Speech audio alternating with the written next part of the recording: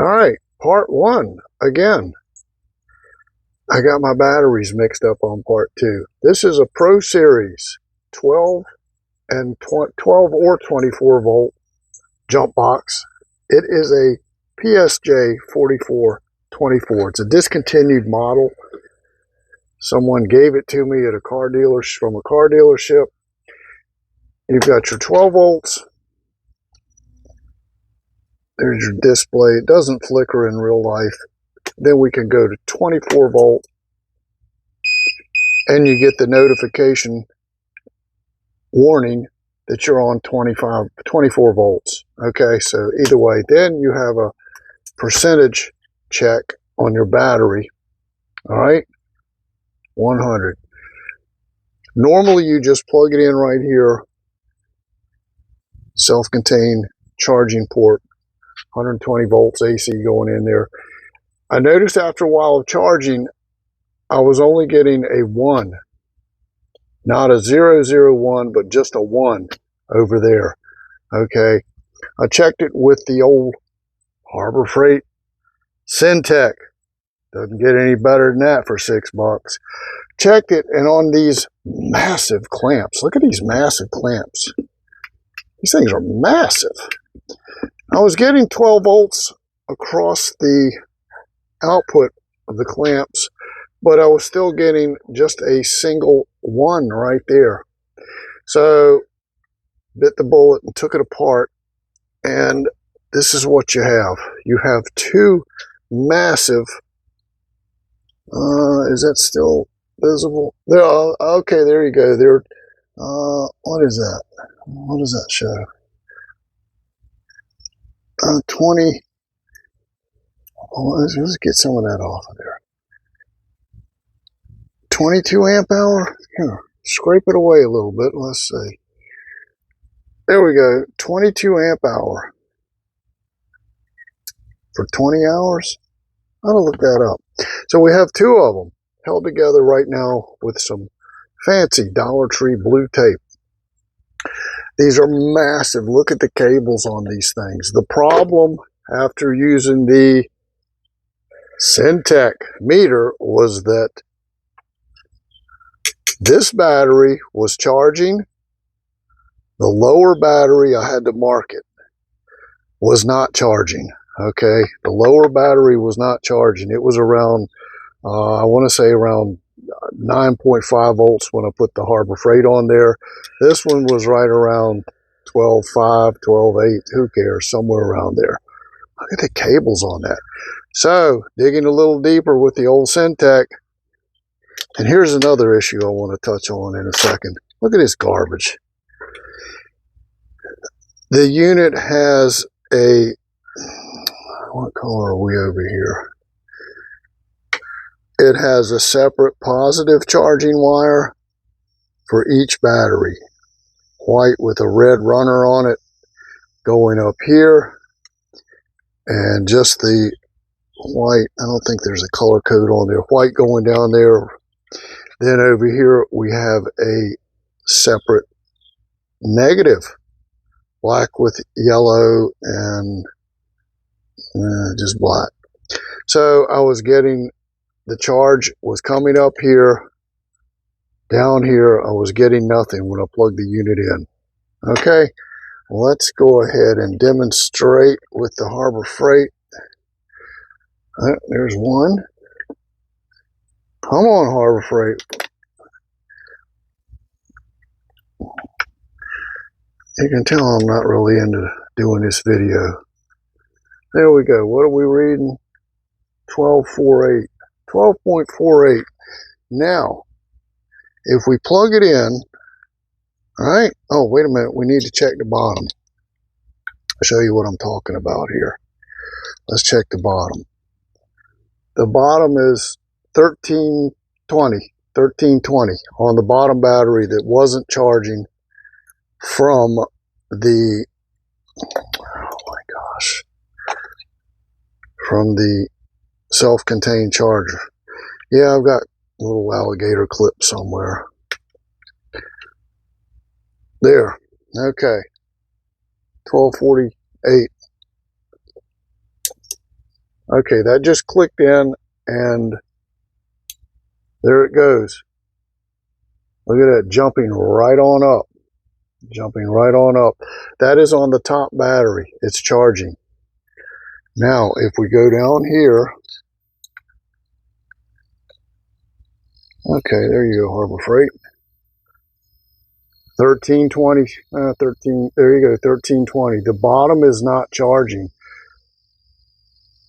Everything's still connected, but the bottom's not charging. So, what happens for a little modification is going to be a battery tender right here, a little blinky red. I'm just going to punch a hole through the case right here. Look at that little slot right there. I'm going to punch a hole in there and mount this right on here. I was going to take the whole battery tender. I've got room, port it into this AC, get it out of the way, but I would not see when the thing was fully charged. So that's a whole nother ugly ball of wax that's going to be outside of the jump box. It just kicked out. So where is Harbor Freight? Harbor Freight's here. It just kicked out on the top one. So it'll cycle. It just kicked back in. And where is it? Oh, we're way up there. 1480, 14. It just run away. It's run away. So now it's going to come back down and kick out. So that's that.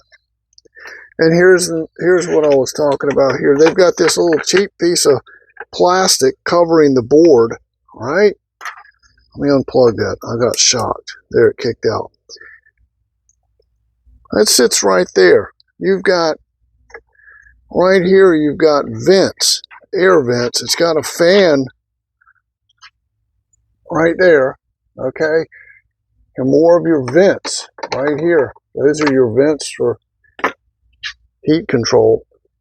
Well, why would you put that right there at the top with this flimsy piece of plastic over it? Let's say you're jumping somebody in the rain. What are you going to do? You're going to bring the box in, whatever you're going to do with it, throw it in the back of your car, whatever, and then you're going to charge it. Well, why would you have ventilation ports right there on the top? Possibility of rain getting into that. This is the flimsiest part of the whole thing. Look, we don't have any corrosion, because I never let the thing go out in the rain, but trying to fix this charging circuit is a no-go. I'm not Big Clive on YouTube from the Man of Isle. So there it is. 90, is that 94 volts? I'm saying, what is that? So there you go. It could be any of these surface mounts down here gone. Who knows? But that's what we're going to do. We're going to have this thing outside of the jump box. That's the only way to keep this going. That's the only way. Because if I tried to get the one charging circuit to charge both batteries, I would lose that display. The display will not work, and the notification that you're on 24 volts will not work. So you can see we're right here. The battery seems to be okay for now. Who knows till you jump, but as long as it's charging, there you go. So this is a discontinued model, but it's too nice to just let it go out in the can. So there you go. That's it. Massive. This thing, well, let's see, back in the day it was a $660 plus shipping jump box, and it weighs 66 pounds. There you go. Always a project. All right, here we are, wrapped all up. All the screws are back in it. Everything went back together except that piece of trash is no longer in there. Who cares? We'll do something about that later. Sitting at 99. I was playing with it. It was at 100. Cables are wrapped up. There it is. They discontinued this particular model and came out with the next one. It's the same unit. It's the same unit. This thing puts out 4,400 peak amps, 500 cranking amps, 12 or 24 volts. And if you put the clamps on your battery that you're going to jump start and just leave it right there to off, it will read the voltage on your battery you're trying to jump. And that's where the little wire went through. Why is that such a big slot? Well, I had to get the wires through there with the connector, and the charger that is running it right now, the existing internal charger, that's probably going to go out. So there's room for another one of those battery tender chargers. There we go. That one's charged, and this one's coming back up. So if we unplug it, there we go. Unplug this one. There we go. We should be at 100. There we go. We're at 100. What are we reading here? 13.2. Beep, beep. Oh, 26. Look at that.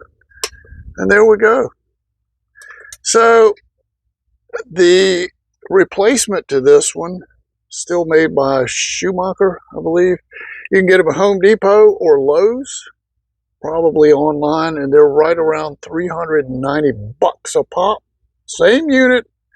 I think they come with, instead of your 12-volt cigarette lighter plug that I can't undo right there, it comes with a little USB charging port, or you can go to Grainger's and get the replacement, just like the ones they sell at Home Depot or Lowe's for $389, $390. You can get them at Grainger for $759. Boy, what a bargain. Same thing. Okay, there you go. I had to go look up how to wrap these cords all around. The positive always hangs loose. So, like that positive cord, hang loose. Thanks for watching.